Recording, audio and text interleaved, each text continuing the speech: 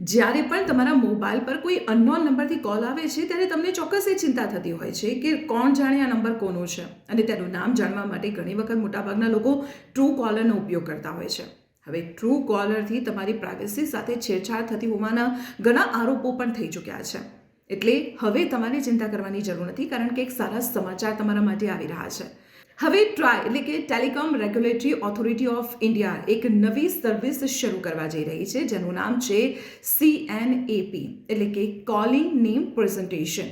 આ સર્વિસ લાગુ થયા બાદ જે અનનોન વ્યક્તિનો તમને કોલ આવ્યો હશે તેનું સાચું નામ તમને સ્ક્રીન પર દેખાશે. એ સાચું નામ કે જ્યારે જે તે વ્યક્તિએ સિમ કાર્ડ ખરીદતી વખતે તેનું જે ડોક્યુમેન્ટ એટલે કે આધાર કાર્ડ આપ્યું હશે, આ આધાર કાર્ડમાં જે રજિસ્ટર થયેલું નામ હશે તે જ નામ તમને સ્ક્રીન પર દેખાશે.